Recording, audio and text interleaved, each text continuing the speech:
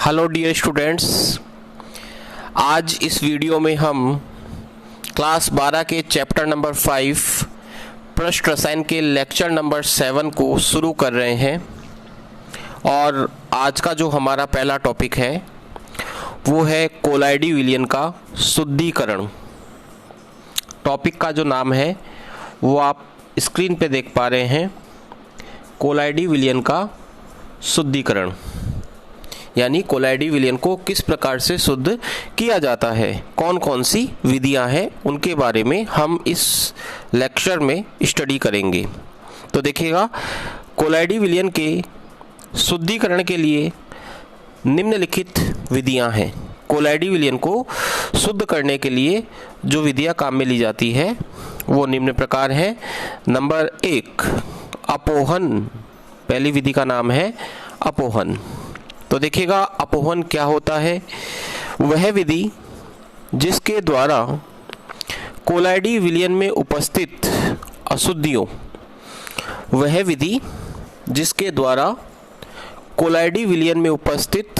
अशुद्धियों अशुद्धियाँ किस चीज़ की होती है? विद्युत अपघट्य के आयनों की अशुद्धियाँ होती है। ध्यान रखिएगा, कोई भी कोलाइडी विलयन जो होता है उसमें जो अशुद्धियाँ होती है वो विद्युत अपघट्य के आयनों की अशुद्धियाँ होती है। तो वह विधि जिसके द्वारा कोलाइडी विलयन में उपस्थित अशुद्धियों को पार्चमेंट झिल्ली के द्वारा विसरित करके पृथक किया जाता है, अपोहन कहलाती है। पार्चमेंट झिल्ली क्या होती है?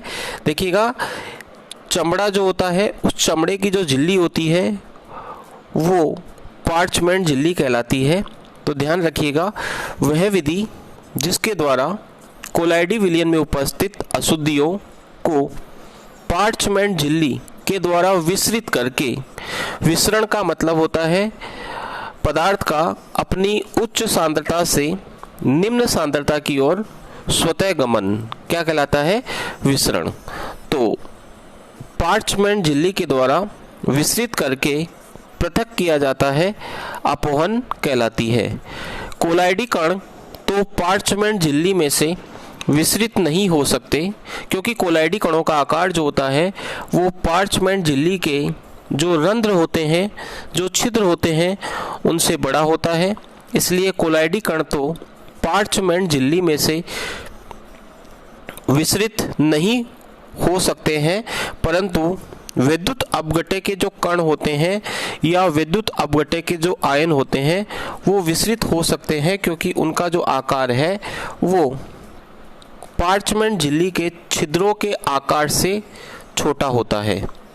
तो यहाँ पर जो कॉन्सेप्ट है वो कॉन्सेप्ट यह है कि कोलाइडी कण जो होते हैं वो पार्चमेंट झिल्ली में से विसरित नहीं हो सकते, क्योंकि उनका आकार पार्चमेंट झिल्ली के छिद्रों से बड़ा होता है, परंतु विद्युत अपघट्य के जो कण होते हैं वो विसरित हो सकते हैं। तो अपोहन विधि की क्या परिभाषा है? वह विधि जिसके द्वारा कोलाइडी विलयन में उपस्थित अशुद्धियों को पार्चमेंट झिल्ली के द्वारा विसरित करके पृथक किया जाता है, अपोहन कहलाती है। तो इस विधि को हम समझते हैं। देखिएगा, डायग्राम आप देख पा रहे हैं स्क्रीन के ऊपर। एक पात्र लिया गया है, उस पात्र में एक चमड़े का थैला लटका हुआ है। यह एक पात्र है और इस पात्र में एक चमड़े का थैला आप देख पा रहे हैं वो लटका हुआ है। चमड़े के थैले की जो झिल्ली होती है उसे पार्चमेंट झिल्ली कहा जाता है। इस चमड़े के थैले को एक पात्र में लटकाया गया है और इस पात्र में एक साइड से जल आ रहा है और दूसरी साइड से जल बाहर जा रहा है। देखिएगा, ये जो पाइप है, इस पाइप के थ्रू जल इस पात्र में आ रहा है और इस पाइप के थ्रू जल बाहर जा रहा है। तो ये व्यवस्था अपोहन में की जाती है। चमड़े का जो थैला होता है उस थैले में अशुद्ध कोलाइडी विलयन भर लिया जाता है, अब देखिएगा, अब क्या किया जाता है? एक साइड से जल को इस पात्र के अंदर भेजा जाता है। ये जल इस चमड़े के थैले के अंदर जाता है और फिर बाहर आता है। तो जब यह जल इस चमड़े के थैले के बाहर आता है तब यह अपने साथ विद्युत अपघट्य के आयनों की जो अशुद्धियां होती है उसको लेकर बाहर निकलता है। मतलब जल इधर से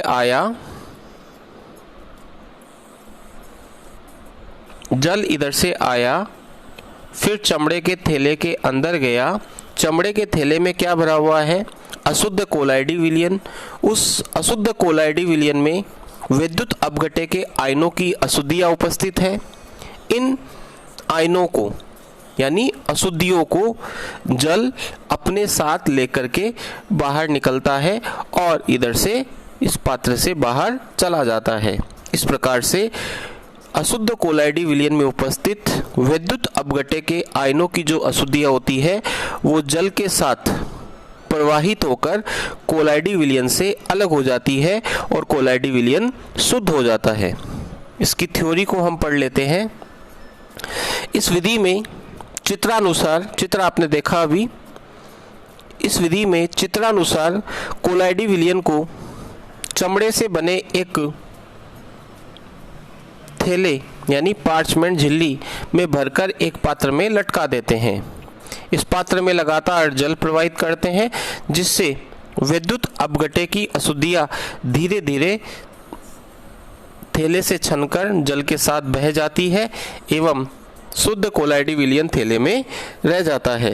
ये जो प्रक्रिया है इसे क्या कहा जाता है? अपोहन कहा जाता है और ये विसरण की प्रक्रिया पर आधारित होती है। लेकिन ये प्रक्रिया जो होती है वो बहुत धीमी होती है, इसलिए एक और विधि यहाँ पर है विद्युत अपोहन। विधि का क्या नाम है? विद्युत अपोहन। अपोहन एक मंद प्रक्रिया है, अतः शुद्धिकरण की प्रक्रिया को तीव्र करने के लिए अपोहन को विद्युत क्षेत्र लगाकर भी कर सकते हैं। इस प्रक्रिया को विद्युत अपोहन कहा जाता है। यानी जब अपोहन की प्रक्रिया को विद्युत क्षेत्र लगा करके करवाया जाता है तो अपोहन की जो प्रक्रिया होती है वो फास्ट हो जाती है, तीव्र हो जाती है, तेज हो जाती है। इस प्रकार की जो प्रक्रिया होती है उसे कहा जाता है विद्युत अपोहन। तो अपोहन और विद्युत अपोहन में क्या अंतर है? अपोहन एक धीमी प्रक्रिया है जिसमें विद्युत क्षेत्र का उपयोग नहीं किया जाता, जबकि विद्युत अपोहन जो होती है उसमें विद्युत क्षेत्र लगा करके प्रक्रिया करवाई जाती है ताकि प्रक्रिया क्या हो जाए? फास्ट हो जाए। तो देखिएगा किस प्रकार से विद्युत क्षेत्र लगाया जाता है। ये जो डायग्राम आप देख पा रहे हैं, इस डायग्राम में आप देखिएगा एक पात्र लिया गया है। इस पात्र में चमड़े का थैला लटका हुआ है। एक तरफ से जल आ रहा है और दूसरी तरफ से जल बाहर जा रहा है। चमड़े के थैले के दोनों तरफ अब 2 इलेक्ट्रोड लगा दिए, एक एनोड और एक कैथोड। जब इन इलेक्ट्रोडों में विद्युत धारा प्रवाहित की जाएगी तो क्या होगा? इस कोलाइडी विलयन में उपस्थित जो विद्युत अपघट्य के आयनों की अशुद्धियां हैं यानी प्लस और माइनस की जो अशुद्धियां हैं वो इन इलेक्ट्रोडों से आकर्षित होकर के तीव्रता से बाहर निकल के आ जाएगी। कुछ इस प्रकार से देखिएगा, माइनस वाली जो अशुद्धियां हैं या माइनस वाले जो आयन हैं वो एनोड की ओर आकर्षित होंगे क्योंकि एनोड प्लस का होता है, और जो प्लस वाले आयनों की अशुद्धियां है वो कैथोड की ओर आकर्षित होगी क्योंकि कैथोड किसका होता है? माइनस का। तो यहाँ पर आपने देखा विद्युत क्षेत्र लगाने से क्या हुआ? कोलाइडी विलयन में उपस्थित जो अशुद्धियां हैं वो तीव्रता से कोलाइडी विलयन से क्या हो गई? अलग हो गई। इसलिए अपोहन की प्रक्रिया भी क्या हो गई? तेज हो गई। इस प्रक्रिया को ही क्या कहते हैं? विद्युत अपोहन कहा जाता है। तो बताइएगा विद्युत अपोहन में क्या किया जाता है? 2 इलेक्ट्रोड लगा दिए जाते हैं जिसके कारण से कोलाइडी विलयन में उपस्थित जो अशुद्धियां होती है आयनों की वो तीव्रता से कोलाइडी विलयन से क्या हो जाती है? पृथक हो जाती है। तो इसकी थ्योरी पढ़ लेते हैं। इस प्रक्रिया में चमड़े के थैले के दोनों ओर 2 इलेक्ट्रोड लगाकर विद्युत धारा प्रवाहित की जाती है। इस प्रक्रिया में चमड़े के थैले के दोनों ओर, अभी आपने डायग्राम देखा, उसमें चमड़े के थैले के दोनों ओर 2 इलेक्ट्रोड लगे हुए थे। 2 इलेक्ट्रोड लगाकर विद्युत धारा प्रवाहित की जाती है। तो अशुद्धियों के रूप में उपस्थित आयन विपरीत इलेक्ट्रोड की ओर आकर्षित होकर तीव्र गति से विसरित होते हैं, जिससे विसरण की दर बढ़ जाती है, अर्थात अपोहन की प्रक्रिया फास्टली होती है, जिसे कहा जाता है विद्युत अपोहन। तो आपको मैंने 2 विधियां पढ़ा दी, नंबर 1 अपोहन और नंबर 2 विद्युत अपोहन। अब जो तीसरी विधि है बच्चों, उसका नाम है अति सूक्ष्म निस्पंदन। अति सूक्ष्म निस्पंदन, आइए पढ़ते हैं अति सूक्ष्म निस्पंदन क्या होता है। साधारण फिल्टर पेपर जो होता है उसके रंध्रों का आकार, रंध्र का मतलब छिद्र, फिल्टर पेपर आपने देखा होगा प्रयोगशाला के अंदर, जिस प्रकार से चाय को छानने के लिए रसोई में चलनी का उपयोग किया जाता है, उसी प्रकार से किसी विलयन को यदि छानना हो तो प्रयोगशाला में जो पेपर काम में लिया जाता है उसे फिल्टर पेपर कहा जाता है। लेकिन जो साधारण फिल्टर पेपर होता है जो प्रयोगशाला में रखा हुआ होता है, उसके रंध्रों का आकार बड़ा होता है। तो साधारण फिल्टर पेपर के रंध्रों का आकार बड़ा होने के कारण इसमें से सभी अशुद्धियाँ, विलायक व कोलाइडी कण छन जाते हैं।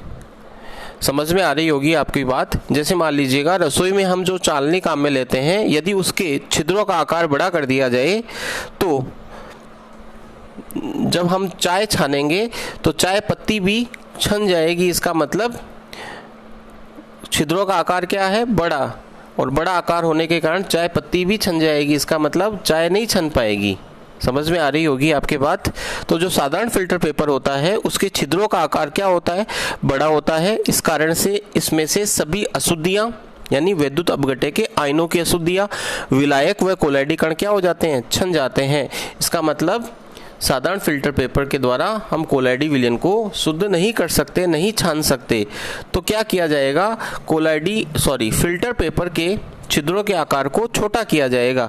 किस प्रकार से करेंगे, यदि साधारण फिल्टर पेपर को कोलोडियन विलयन, ये कोलाइडी विलयन नहीं है बच्चों, ये कोलोडियन विलयन है। कोलोडियन विलयन क्या होता है वो आपको मैं अभी बताऊंगा, फिलहाल आप इसका नाम याद कर लीजिए।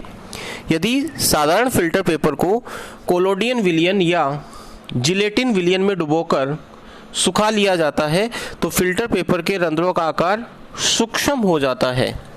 क्या किया, जो साधारण फिल्टर पेपर है उसको या तो कोलोडियन विलयन में डुबो लो या आप डुबो लो जिलेटिन के विलयन में और उसे सुखा दो। तो सुखाने से क्या होगा, डुबोकर सुखाने से क्या होगा, उस फिल्टर पेपर के छिद्रों का आकार क्या हो जाएगा, सूक्ष्म हो जाएगा। अब क्या करना है, अशुद्ध कोलाइडी विलयन को अब इस सूक्ष्म फिल्टर पेपर में से छाना जाता है। तो छानने पर कोलाइडी विलयन में उपस्थित अशुद्धि एवं विलायक के कण तो छन जाते हैं, यानी वो अलग हो जाते हैं, परंतु कोलाइडी कण फिल्टर पेपर के ऊपर ही रह जाते हैं, क्योंकि अब छिद्रों का आकार क्या हो चुका है, छोटा। तो छोटा आकार हो जाने के कारण से क्या होगा, अब कोलाइडी कण नहीं छन पाएंगे और कोलाइडी कण फिल्टर पेपर के कहाँ रह जाएंगे, ऊपर रह जाएंगे और हमें शुद्ध अवस्था में प्राप्त हो जाएंगे। अतः वह विधि जिसके द्वारा कोलाइडी विलयन में उपस्थित अशुद्धियों को सूक्ष्म फिल्टर पेपर के द्वारा छानकर पृथक किया जाता है, उस विधि को हम क्या कहते हैं बच्चों, अति सूक्ष्म निस्पंदन कहते हैं। तो आपके बात समझ में आ गई होगी।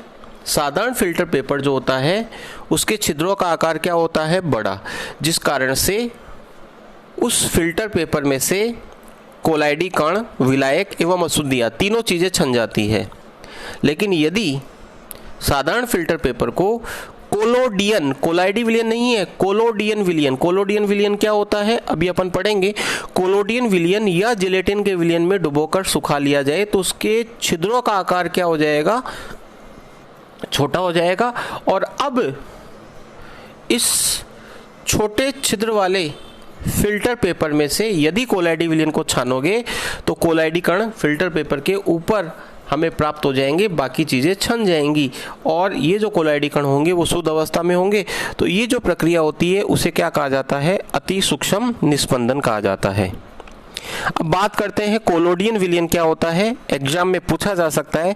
कोलोडियन विलयन नाइट्रोसेलुलोज का एथिल अल्कोहल व ईथर में 4% विलयन होता है।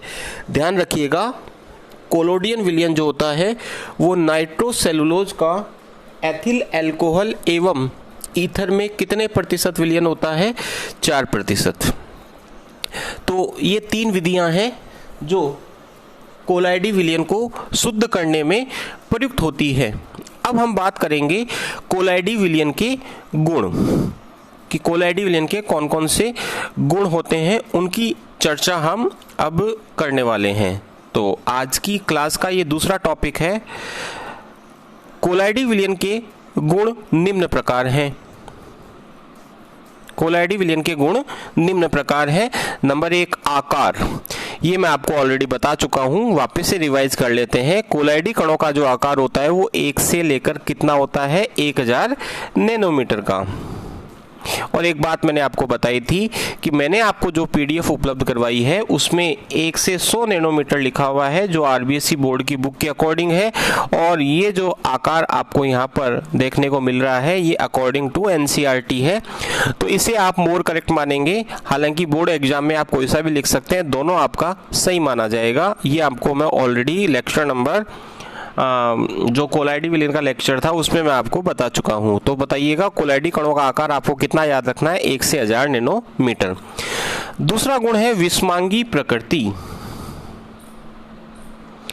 विषमांगी प्रकृति, परिक्षिप्त प्रावस्था के कण परिक्षेपण माध्यम में एक समान रूप से वितरित नहीं होते हैं।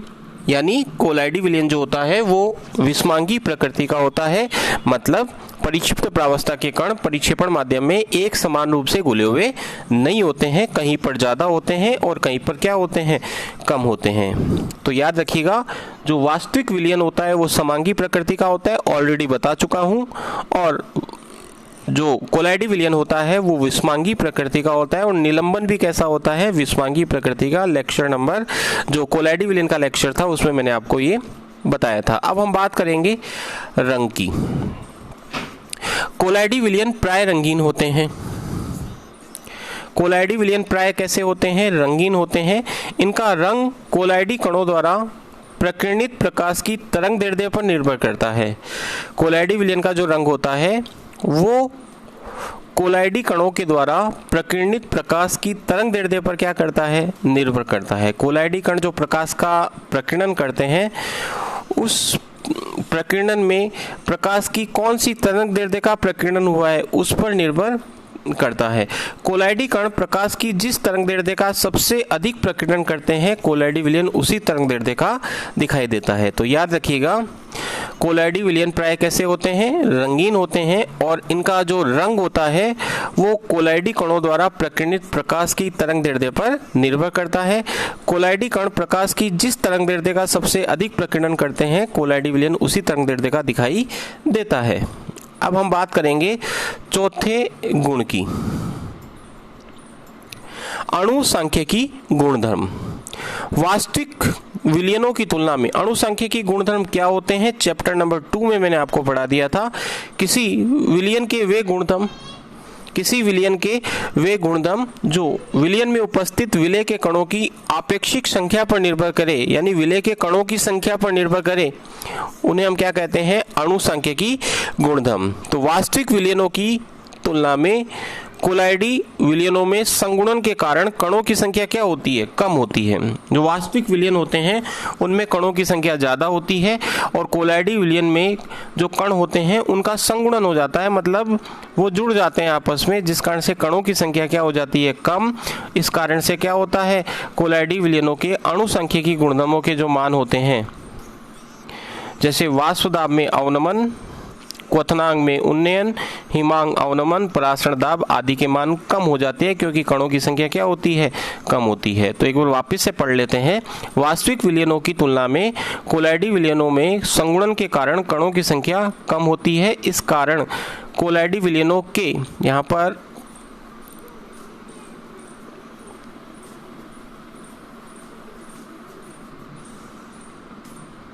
के आएगा, या आप ऐड कर लीजिएगा इसमें। कोलाइडी विलयनों के अणु सांख्यिकी गुणधर्म जैसे वाष्पदाब में अवनमन, क्वथनांक में उन्नयन, हिमांक अवनमन, परासरण दाब आदि के मान कम होते हैं। ठीक है, चलिएगा। इसके बाद में हम बात करेंगे पांचवें गुण की, और पांचवा गुण आप देख पा रहे हैं स्क्रीन के ऊपर, ब्राउनी गति। एग्जाम में पूछा जाता है ब्राउनी गति क्या होती है। देखिएगा, कोलाइडी विलयन में उपस्थित कोलाइडी कण लगातार टेढ़ी मेढ़ी गति करते हैं, जिसे क्या कहा जाता है, ब्राउनी गति। जो कोलाइडी कण होते हैं वो इधर उधर भागते रहते हैं, ऐसे टेढ़ी मेढ़ी गति करते रहते हैं। इस प्रकार की गति को क्या कहा जाता है, ब्राउनी गति कहा जाता है, जिसे निम्न चित्र में दर्शाया गया है। ये देखिएगा, ये कोलाइडी कण आप देख पा रहे हैं, ये टेढ़ी मेढ़ी गति कर रहे हैं, इधर इधर फिर इधर फिर इधर, मतलब आप कैसा भी डायग्राम बना सकते हैं, ऐसे टेढ़ा मेढ़ा आपको लाइनें खींच के बतानी है। तो ये क्या है, ब्राउनी गति। अब हम बात करेंगे छठे गुण की, और छठे गुण का नाम है टिंडल प्रभाव। ब्राउनी गति आपके समझ में आ गई होगी। कोलाइडी कणों के द्वारा की जाने वाली, लगातार की जाने वाली जो टेढ़ी मेढ़ी गति होती है वो क्या कहलाती है, ब्राउनी गति कहलाती है। अब हम बात करेंगे टिंडल प्रभाव। कोलाइडी कणों द्वारा प्रकाश का प्रकीर्णन टिंडल प्रभाव कहलाता है। कोलाइडी कणों के द्वारा जो प्रकाश का प्रकीर्णन होता है उसे क्या कहते हैं, टिंडल प्रभाव कहते हैं। एक्चुअल में क्या होता है, जब किसी कोलाइडी विलयन में से प्रकाश गुजरता है तो प्रकाश का जो पथ होता है वो चमकीला हो जाता है। इस प्रभाव को कहते हैं टिंडल प्रभाव। वापस से सुन लीजिएगा। मान लीजिएगा ये कोई पात्र है, इस पात्र में कोलाइडी विलयन भरा हुआ है। इस कोलाइडी विलयन में से यदि प्रकाश को गुजारा जाए तो प्रकाश चमकने लगता है। कोलाइडी विलयन में उपस्थित जो प्रकाश होगा वो क्या होगा, चमकने लग जाएगा। इस प्रभाव को क्या कहते हैं, टिंडल प्रभाव। ये देखिएगा, इसको पढ़ लेते हैं। जब प्रकाश पुंज को कोलाइडी विलयन में से गुजारा जाता है तो ये प्रकाश चमकीली वर्ण रेखा के रूप में दिखाई देता है, मतलब प्रकाश चमकने लग जाता है, प्रकाश का जो पथ होता है वो चमकने लग जाता है। ये परिघटना ही क्या कहलाती है, टिंडल प्रभाव कहलाती है। दूसरे शब्दों में प्रकाश का पथ चमकीला दिखाई देता है। इस चमकीले पथ को क्या कहते हैं, टिंडल शंकु कहते हैं। उदाहरण, जब सूर्य की किरणें किसी अंधेरे कमरे में किसी क्षेत्र में से होकर आती है तो किरणों के पथ में उपस्थित धूल मिट्टी के कणों के कारण प्रकाश पथ चमकीला दिखाई देता है। यह टिंडल प्रभाव के कारण होता है। आपने देखा होगा मॉर्निंग में जब आपके कमरे में आप झाड़ू निकालते हो तो जो धूल मिट्टी के कण होते हैं वो कमरे में फैल जाते हैं, और मान लो उस वक्त सुबह का जो लाइट है, प्रकाश है, वो किसी खिड़की के किसी छेद में से आ रहा है तो वो प्रकाश उन धूल मिट्टी के कणों के साथ टकरा करके चमकने लगता है। इस प्रभाव को आपने देखा होगा, और ये क्या है, टिंडल प्रभाव। इसी प्रकार यदि आप सिनेमा हॉल में मूवी देखने गए हैं तो आपने देखा होगा पीछे से जो लाइट आ रही होती है वो लाइट भी रास्ते में चमकती हुई आपको दिखाई देती है, क्योंकि उस थिएटर में जो धूल मिट्टी है ऊपर की ओर उससे वो टकरा रही है और प्रकीर्णन कर रही है और वो चमक रही है। इसी प्रभाव को हम क्या कहते हैं, टिंडल प्रभाव कहते हैं। तो टिंडल प्रभाव की सिंपल सी परिभाषा आपको याद रखनी है। आप ये भी याद रख सकते हैं इससे सिंपल भी, कि जब प्रकाश की किरणें किसी कोलाइडी विलयन में से गुजरती है तो प्रकाश की किरणों का पथ चमकने लगता है। इस प्रभाव को क्या कहते हैं, टिंडल प्रभाव। ये देखिएगा, ये सन है,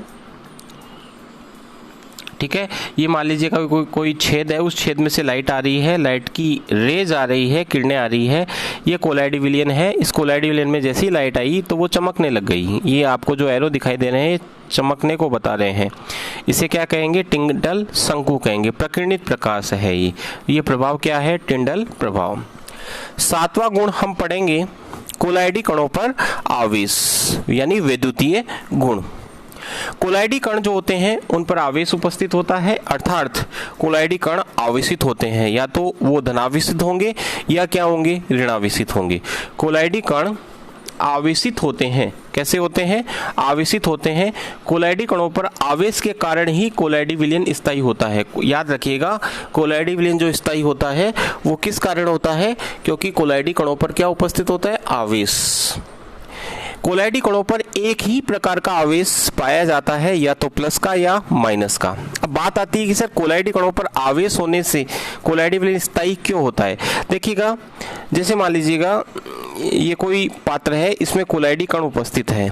यदि इन कोलाइडी कणों पर कोई आवेश नहीं हो तो ये सारे के सारे कण एक दूसरे की तरफ आकर्षित होंगे। वांडरवाल आकर्षण के कारण एक बड़ा कण बनाएंगे और बड़ा कण बना के कहाँ बैठ जाएंगे, नीचे। वापस से समझ लीजिएगा, यदि मान लो कोलाइडी कण पर आवेश उपस्थित नहीं हो तो ऐसी स्थिति में क्या होगा, कोलाइडी कण एक दूसरे की तरफ आकर्षित होंगे वांडरवाल आकर्षण बलों के द्वारा, और एक बड़ा कण बनाएंगे और बड़ा कण बना के कहाँ बैठ जाएंगे, नीचे। जैसे मान लो 5000 कण है तो उनमें से कुछ कण है वो आपस में जुड़ेंगे, मतलब कुछ कुछ कणों के समूह बनेंगे। जैसे 5000 कण है तो 1000 कणों के 5 समूह बन गए और कहाँ बैठ गए, वो नीचे। लेकिन वो समूहित हो नहीं पाते क्योंकि उन कणों पर क्या होता है, आवेश। और याद रखिएगा, एक ही प्रकार का आवेश होता है जिस कारण से वो प्रतिकर्षित होते हैं। क्या होते हैं, बात समझ में आ रही होगी। अगर मान लो सब पे प्लस प्लस आवेश में मान लूं तो बताओ इनमें प्रतिकर्षण होगा कि नहीं होगा। समान आवेशों के मध्य क्या होता है, प्रतिकर्षण। प्रतिकर्षण के कारण ये दूर दूर भागेंगे, और दूर दूर भागेंगे तो एक साथ समूहित नहीं हो पाएंगे, संयुक्त नहीं हो पाएंगे, बड़े आकार का कण नहीं बना पाएंगे, और नीचे भी नहीं बैठेंगे। और नीचे नहीं बैठेंगे इसका मतलब क्या है, स्थायी है। तो एक ही प्रकार के आवेश युक्त कण एक दूसरे को प्रतिकर्षित करते हैं, इस कारण ये पास नहीं आ पाते, अर्थात संयुक्त होकर बड़े आकार के कण नहीं बना पाते। कोलाइडी कणों पर उपस्थित आवेश के आधार पर कोलाइडी विलयन 2 प्रकार के होते हैं। बहुत इंपॉर्टेंट बात है भैया, आवेश के आधार पर कोलाइडी विलयन कितने प्रकार के हैं, 2 प्रकार के। नंबर 1 धनावेशित कोलाइडी विलयन, और नंबर 2 ऋणावेशित कोलाइडी विलयन। धनावेशित कोलाइडी विलयन का मतलब होता है, धनावेशित कोलाइडी विलयन का मतलब होता है ऐसा कोलाइडी विलयन जिसमें उपस्थित कोलाइडी कण धनावेशित प्रकृति के होते हैं, यानी उन पर प्लस आवेश होता है। और ऋणावेशित कोलाइडी विलयन का मतलब ऐसे कोलाइडी विलयन जिनमें उपस्थित कणों पर कैसा आवेश हो, माइनस, और धनावेशित में कणों पर कैसा आवेश होता है, प्लस। इनके एग्जाम्पल्स आपको याद रखने हैं। जैसे देखिएगा, धात्विक hydroxide, chromium hydroxide, aluminium hydroxide, ferric hydroxide आदि, ये सारे जो धात्विक हाइड्रोक्साइड होते हैं वो धनावेशित होते हैं। धात्विक हाइड्रोक्साइड कोलाइडी विलयन जो होते हैं वो कैसे होते हैं, धनावेशित होते हैं। इनके कणों पर प्लस आवेश होता है। धनावेशित कोलाइडी विलयनों में उदाहरण नंबर 2 है ऑक्साइड, जैसे TiO2। ठीक है, एक तो हाइड्रोक्साइड हो गए, धात्विक हाइड्रोक्साइड, ऑक्साइड, TiO2। फिर तीसरा एग्जाम्पल है क्षारीय रंजक, जैसे मेथिलीन ब्लू। ये भी कैसा होता है, धनावेशित होता है। और इसकी ट्रिक है HOB, याद रखने की ट्रिक है HOB। H का मतलब हाइड्रोक्साइड, O का मतलब ऑक्साइड, और B का मतलब बेसिक डाई। B का मतलब बेसिक डाई, बेसिक डाई का मतलब क्षारीय रंजक। तो आप HOB याद रखिएगा धनावेशित कोलाइडी विलयन के लिए। H का मतलब हाइड्रोक्साइड, O का मतलब ऑक्साइड, और B का मतलब बेसिक डाई मिथाइलिन ब्लू या मेथिलीन ब्लू। ऋणावेशित कोलाइडी विलयन के उदाहरण है धात्विक सल्फाइड, जैसे CDS, cadmium sulphide, arsenic sulphide और एंटीमनी सल्फाइड। धातुएं जैसे कॉपर, Ag, Au, ये भी कैसी होती है, ऋणावेशित होती हैं। अम्लीय रंजक जैसे इओसिन, कांगो, रेड। क्षारीय रंजक जो होते हैं वो धनावेशित होते हैं, और अम्लीय रंजक जो होते हैं वो क्या होते हैं, ऋणावेशित। रक्त, मिट्टी आदि प्राकृतिक कोलाइडी भी क्या होते हैं, ऋणावेशित होते हैं। तो ऋणावेशित के 4 एग्जाम्पल्स मैंने आपको बताए, 5 एग्जाम्पल्स हो गए। धात्विक सल्फाइड धातु दूसरा, अम्लीय रंजक तीसरा, और रक्त चौथा माने तो मिट्टी क्या हो जाएगी, 5वां, या फिर रक्त और मिट्टी को 4 मान लो। तो याद रखने का तरीका मैंने आपको यहाँ पर एक ट्रिक के माध्यम से समझाने का प्रयास किया है। SMABS, S का मतलब सल्फाइड, M का मतलब मेटल, मेटल का मतलब धातु, A का मतलब एसिडिक डाई, B का मतलब ब्लड, ब्लड यानी खून या रक्त, और S का मतलब सैंड, सैंड यानी मिट्टी, सैंड यानी मिट्टी। ठीक है, चलिएगा 8वां गुण वैद्युत कण संचरण। 8वां गुण है वैद्युत कण संचरण। वह परिघटना, विद्युत कण संचरण क्या होता है उसे समझ रहे हैं, ध्यान से देखिएगा। वह परिघटना जिसमें विद्युत क्षेत्र के प्रभाव में कोलाइडी कणों का विपरीत आवेशित इलेक्ट्रोड की ओर अभिगमन होता है, उसे विद्युत कण संचरण कहा जाता है। अभी मैंने आपको बताया कि कोलाइडी विलयन में उपस्थित जो कोलाइडी कण होते हैं उन पर एक प्रकार का आवेश होता है, या तो धनावेश होता है या क्या होता है, ऋणावेश होता है। तो बताओ, आवेश होने के कारण से ये जो कोलाइडी कण है वो विद्युत क्षेत्र के प्रभाव में किसी इलेक्ट्रोड की ओर गति करेंगे कि नहीं करेंगे, यानी विपरीत आवेशित इलेक्ट्रोड की ओर क्या करेंगे, गति करेंगे। यदि वो प्लस के होंगे तो माइनस वाले इलेक्ट्रोड यानी कैथोड की ओर गति करेंगे, और यदि वो माइनस के होंगे तो प्लस वाले इलेक्ट्रोड यानी एनोड की ओर गति करेंगे। इनकी जो गति है, इनका जो अभिगमन है विद्युत क्षेत्र के प्रभाव में विपरीत आवेशित इलेक्ट्रोड की ओर, उसे ही क्या कहा जाता है, विद्युत कण संचरण। बोर्ड एग्जाम में क्वेश्चन पूछा भी जाता है। तो धनावेशित कणों का कैथोड की ओर संचरण धन कण संचरण कहलाता है, और ऋणावेशित कणों का एनोड की ओर संचरण ऋण कण संचरण कहलाता है। धनावेशित कणों का संचरण किधर होगा, बताओ, कैथोड की ओर, क्योंकि धनावेशित कण के ऊपर प्लस होता है और कैथोड के ऊपर क्या होता है, माइनस। और इस संचरण को क्या कहते हैं, धन कण संचरण। और जो ऋणावेशित कण होते हैं यानी जो माइनस के कण होते हैं वो एनोड की ओर गति करते हैं, यानी प्लस की ओर गति करते हैं, और इस संचरण को क्या कहते हैं, ऋण कण संचरण। विद्युत कण संचरण की सहायता से कोलाइडी कणों पर आवेश की प्रकृति को ज्ञात किया जा सकता है। कैसे किया जा सकता है, विद्युत कण संचरण करवा के देखोगे, कोलाइडी कण यदि एनोड की ओर गति कर रहे हैं तो वो ऋणावेशित प्रकृति के होंगे, और कैथोड की ओर गति कर रहे हैं तो वो धनावेशित प्रकृति के होंगे। उदाहरण स्वरूप आर्सेनिक सल्फाइड के कोलाइडी कण विद्युत क्षेत्र के प्रभाव में एनोड की ओर गति करते हैं, अतः ये कोलाइडी कण कैसी प्रकृति के होते हैं, ऋणावेशित प्रकृति के।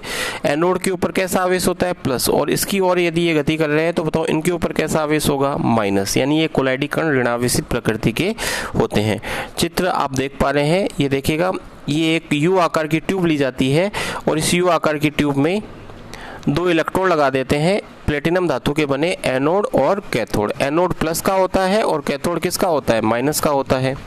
अब इस यू आकार की ट्यूब में कोलाइडी विलयन को भर लिया जाता है। यहाँ पर कोलाइडी विलयन भरा हुआ है, ये आप देख पा रहे हैं, ठीक है। अब ये कोलाइडी विलयन किधर जा रहा है, देखो एरो के साइन देखो आप, एरो के साइन बताओ एनोड की ओर है कि नहीं है, एरो के साइन, तीर के निशान किधर है बताओ, एनोड की ओर, एनोड की ओर है ऐसे, ठीक है। इधर एनोड है कि नहीं है, इधर एनोड है और इधर क्या है, कैथोड, तो एनोड की ओर ये गति कर रहे हैं। इसका मतलब ये जो कोलाइडी कण है वो कैसी प्रकृति के हैं, ऋण आवेशित प्रकृति के हैं। और अगर मान लो इसमें आप धात्विक हाइड्रोक्साइड भर लेते हो, मैंने बताया था अभी आपको, धात्विक हाइड्रोक्साइड धनावेशित प्रकृति का कोलाइडी विलयन होता है, तो बताओ धात्विक हाइड्रोक्साइड भरोगे तो ये कोलाइडी कण किधर गति करेंगे, इधर। इधर का मतलब, अरे भैया इधर का मतलब कैथोड की ओर, ये देखो इधर ऐसे। धात्विक हाइड्रोक्साइड भरोगे तब तो इधर गति करेंगे। पीडीएफ में दो डायग्राम बना रखे हैं, एक में धात्विक हाइड्रोक्साइड ले रखा है और एक में आर्सेनिक सल्फाइड ले रखा है, यानी फेरिक हाइड्रोक्साइड ले रखा है। तो देखो आर्सेनिक सल्फाइड तो गति करेगा इधर एनोड की ओर, क्योंकि वो ऋणावेशित होता है, और जो फेरिक हाइड्रोक्साइड होगा वो इधर गति करेगा। तो आप दो डायग्राम बना के भी बता सकते हैं। तो ये था विद्युत कण संचरण, ठीक है। तो आज के इस वीडियो में मैंने आपको कोलाइडी विलयन के 8 गुण पढ़ा दिए हैं, ठीक है। इसके बाद में 2-3 गुण और हैं जिनको हम अगले वीडियो में डिस्कस करेंगे। मिलते हैं अगले वीडियो में अगले कंटेंट के साथ, तब तक के लिए धन्यवाद। चैनल पे नए आए हैं तो सब्सक्राइब जरूर कीजिएगा, और वीडियो कैसा लगा ये आप कमेंट करके बताइएगा। मिलते हैं अगले वीडियो में, तब तक के लिए धन्यवाद। जय हिंद, जय भारत।